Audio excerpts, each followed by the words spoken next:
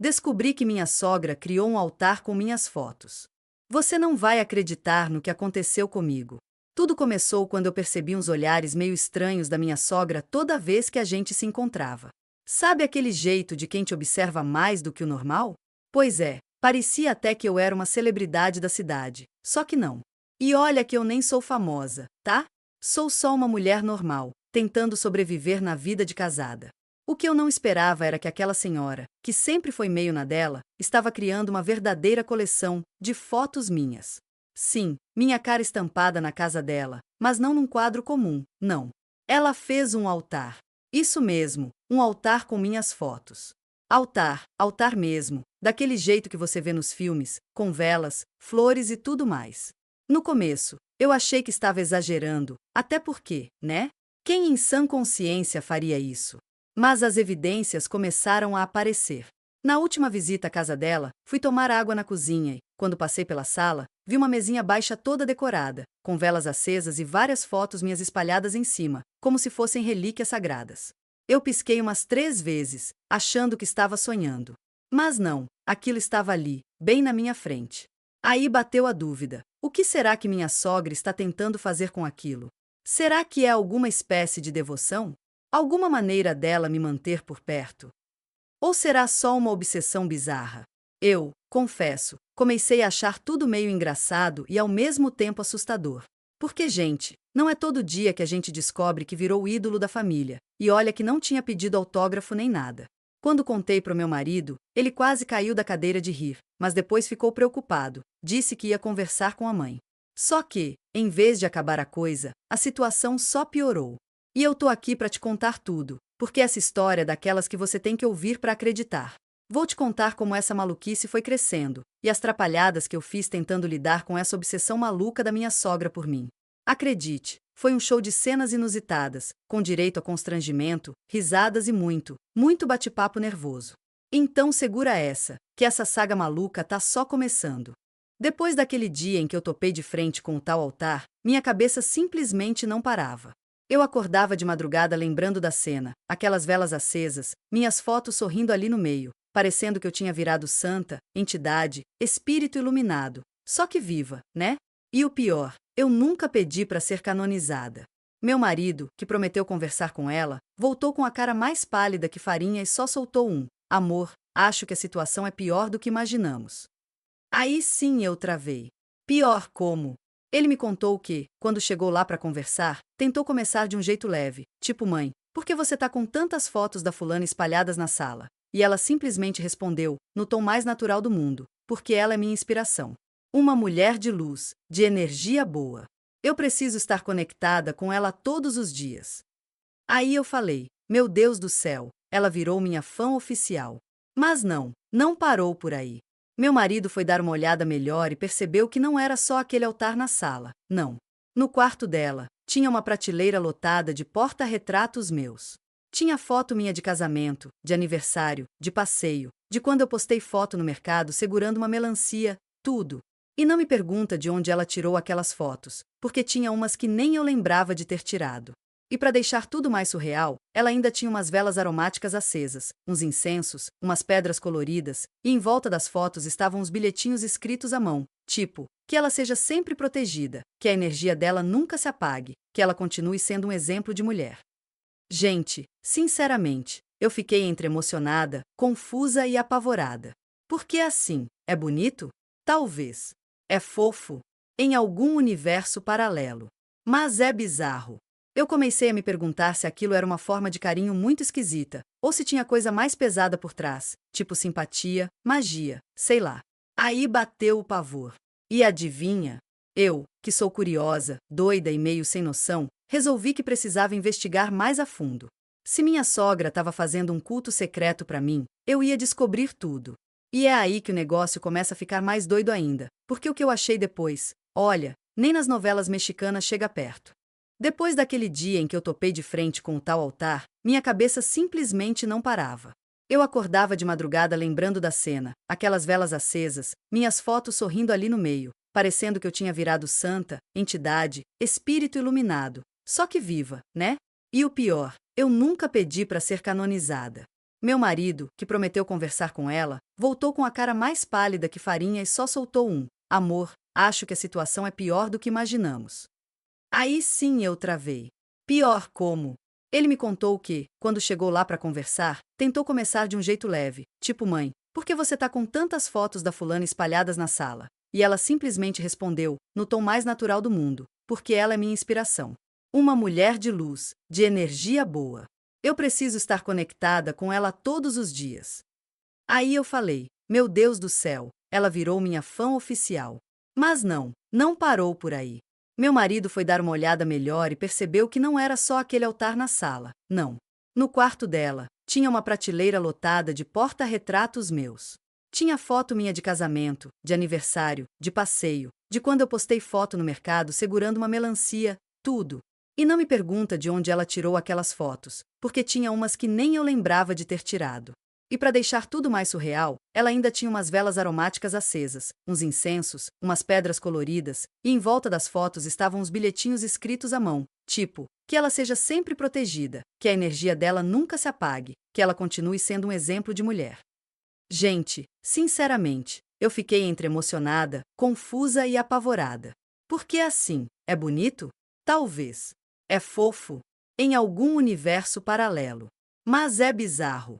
Eu comecei a me perguntar se aquilo era uma forma de carinho muito esquisita, ou se tinha coisa mais pesada por trás, tipo simpatia, magia, sei lá. Aí bateu o pavor. E adivinha? Eu, que sou curiosa, doida e meio sem noção, resolvi que precisava investigar mais a fundo. Se minha sogra estava fazendo um culto secreto para mim, eu ia descobrir tudo. E é aí que o negócio começa a ficar mais doido ainda, porque o que eu achei depois, olha, nem nas novelas mexicanas chega perto. Quando eu achei que já tinha visto tudo, que nada mais podia me surpreender, que aquele altar surreal com minhas fotos, velas e bilhetes era o ápice da maluquice, vem a vida e me dá mais um tapa na cara. Simplesmente, no meio da minha investigação clandestina, enquanto eu fingia estar procurando um carregador que nunca existiu, eu esbarrei numa comoda. A portinha abriu sozinha, como se o universo estivesse querendo me ajudar a desvendar esse mistério macabro. E o que tinha lá dentro, minha filha, era praticamente um arquivo confidencial. Tinham pastas. Eu disse pastas. E cada uma etiquetada com um nome diferente. Quando puxei a primeira, estava escrito: Fulana, ex do meu filho. Eu abri e... socorro! Fotos da menina, recortes de rede social, anotações do tipo: ela não gosta de cebola, ela usa shampoo de cocô, brigou com ele no Natal de 2016. Eu quase deixei cair tudo no chão. Aí puxei outra. Beltrana, ficante do meu filho, 2018. Mesma coisa. E assim ia. Só que a minha, claro, era mais gorda. Minha pasta parecia um dossiê do FBI. Tinha até ficha de acompanhamento, tipo checklist: sabe cozinhar, marca de seleção, faz ele sorrir, marca de seleção, é organizada, marca de seleção, fica muito no celular, marca de cruz. Eu não sabia se eu ficava lisonjeada por ter nota alta ou se eu corria para sempre dali. E para piorar, junto da minha pasta, tinha um envelope com mechas de cabelo. Sim, cabelo.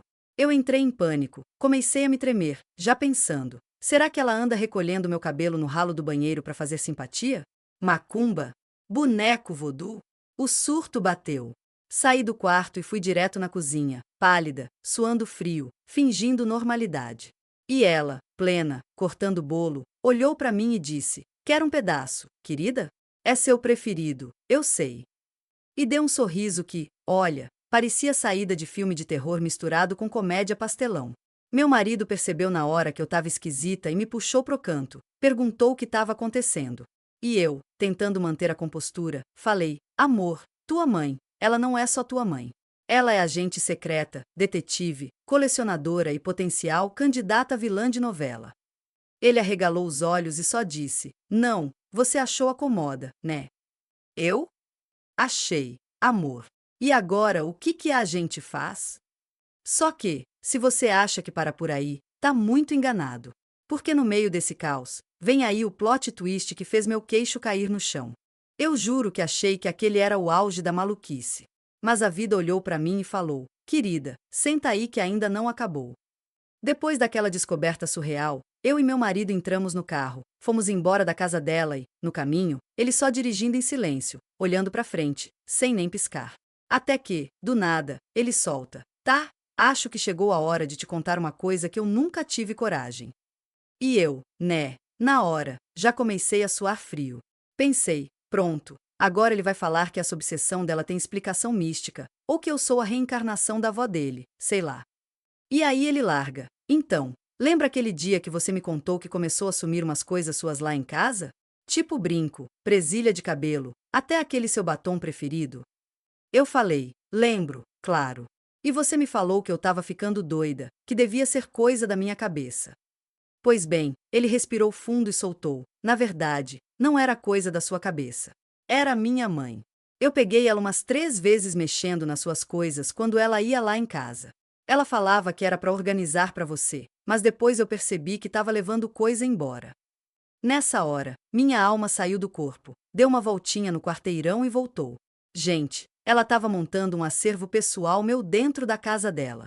E para piorar, ele ainda fala: na época eu não te contei porque achei que se eu conversasse com ela, ela ia parar. Só que, claramente, não parou. E não, meu amor, não parou mesmo. Porque além do altar na sala, da prateleira no quarto, das pastas confidenciais e do caderno de anotações, agora eu sabia que existia um verdadeiro museu da Nora acontecendo lá dentro. E pasme, quando a gente chegou em casa, adivinha quem estava na nossa porta? Ela. Pleníssima, segurando uma sacola, com a cara mais lavada do mundo, dizendo: filho, esqueci minha necessaire aqui da última vez, posso pegar? E entrou, como se nada tivesse acontecendo. E foi direto pro nosso quarto, sem nem esperar convite. Meu marido ficou pálido. Eu travada. E ela, fingindo naturalidade. Só que quando ela saiu do quarto, a sacola parecia mais cheia do que quando ela entrou. E eu percebi que ela tentou disfarçar, mas estava escondendo alguma coisa. Na mesma hora, meu instinto falou mais alto. Fingi que ia até a cozinha, mas fui atrás. Quando ela foi pegar o carro, eu dei a volta e, discretamente, abri a porta de trás. Gente, ela tinha pegado minha escova de cabelo, um par de meias e uma foto minha que estava no porta-retrato da sala. Eu estava sendo saqueada dentro da minha própria casa. Eu entrei num estado de choque que eu só conseguia repetir pro meu marido: isso não é normal, isso não é normal, isso não é normal. E, claro, não ficou por aí. Porque no dia seguinte, aconteceu uma coisa que, olha, nem o roteirista mais doido da Globo pensaria. Acordei no outro dia completamente sem saber se eu tinha vivido aquilo ou se era algum surto coletivo. Mas a vida fez questão de me lembrar que, sim, era real. E me lembrou como? Com meu telefone tocando 7h30 da manhã. E adivinha quem era? Ela. A sogra. E sabe o que ela me solta assim, sem nem respirar? Querida, tô passando numa loja aqui que vende umas molduras lindas. Queria saber qual foto sua você acha que combina mais com dourado, aquela que você tá na praia ou aquela do seu aniversário? Eu quase engasguei com o café. Respondi: que moldura, que praia, mulher? Tá doida. E ela: ué, pro altar, digo, pro mural que eu tô montando pra nossa família. Família é tudo, né? Eu juro por tudo que é mais sagrado que meu olho até tremeu nessa hora. Desliguei na cara dela, olhei pro meu marido e falei: a gente vai ter que resolver isso hoje.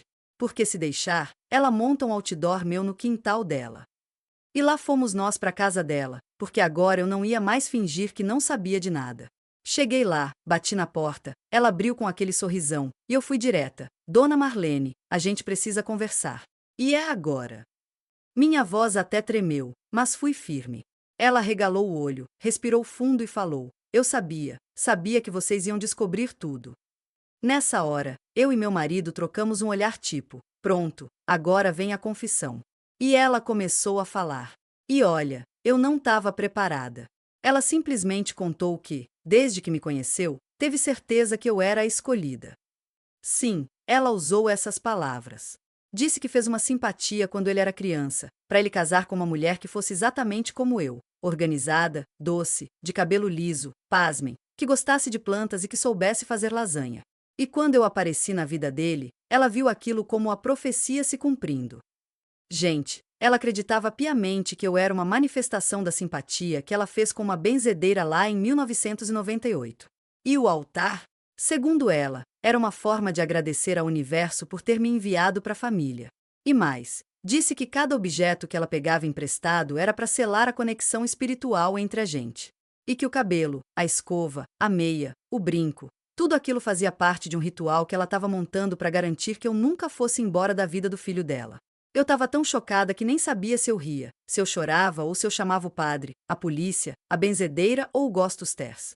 Meu marido estava pálido, segurando a testa, respirando fundo, falando: "Eu não acredito que isso está acontecendo." Só que aí, quando eu achei que a bizarrice tinha chegado no limite, ela simplesmente puxa uma caixa, abre na nossa frente e diz: "Inclusive, estava esperando vocês para fazer a cerimônia final." Cerimônia final? Gente! Eu quase desmaiei. Quando ela abriu aquela caixa, meu coração disparou de um jeito que eu achei que ia infartar ali mesmo, no tapete da sala dela, que, inclusive, tinha um capacho escrito: "Aqui só entra gente de luz." Olhei para dentro da caixa e quase caí para trás. Tinha uma vela acesa, uma fita vermelha, um pedaço de papel com meu nome inteiro, CPF incluso, uma miniatura de uma casa de porcelana, 3 fios de cabelo, sim, meus, uma colher de pau e, pasmem, uma miniatura da minha escova de cabelo. Gente, a mulher fez uma versão reduzida da minha vida para botar dentro da caixa. Aí ela sentou na poltrona, respirou fundo, acendeu um incenso e começou a balbuciar umas coisas que, até hoje, eu não sei se era oração, feitiço ou alguma receita do livro da avó dela. Eu e meu marido olhamos um pro outro, completamente sem reação.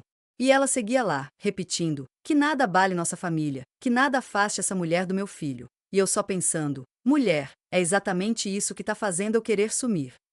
De repente, ela para, olha bem nos meus olhos e diz: "Agora falta só uma coisa. Preciso que você assine aqui." E me entrega um papel. Fui ler, tremendo, achando que era algum contrato de pacto vitalício, sei lá. E não é que era literalmente um termo de compromisso familiar, onde eu me comprometia a amar, cuidar, proteger e permanecer unida a essa família eternamente, em vida e pós-vida. Eu juro que se eu não estivesse vivendo aquilo, ia achar que era roteiro de filme de comédia trash. Meu marido levantou de um pulo, arrancou o papel da mão dela e falou: "Mãe, chega. Isso já passou de todos os limites do aceitável." Ela ficou chocada, botou a mão no peito, fingindo que estava ofendidíssima, e disse: "Mas é só para garantir que ela não vai nos abandonar." A essa altura, eu já estava rindo de nervoso, segurando o riso e o choro juntos.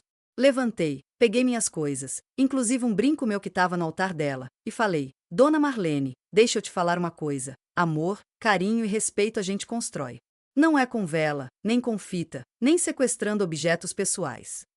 E saí. Meu marido veio atrás, revoltado, batendo porta, falando que ia marcar terapia de casal, de família, de exorcismo, de tudo. E desde aquele dia, minha gente, eu olho minha sogra com outro olhar. Hoje, ela tenta fingir normalidade, vem com uns bolos, uns docinhos, uns presentinhos, mas, sinceramente, toda vez que ela aparece, eu faço questão de conferir se não sumiu nenhum fio do meu cabelo. E até hoje, se você abrir o armário da sala dela, adivinha quem tá lá? Sim, meu porta-retrato, do lado de uma vela e de uma plantinha. Porque, pelo visto, altar desmanchado, só nas aparências. Porque na cabeça dela, eu sou patrimônio vitalício daquela família. Se inscreve e ativa o sininho para mais.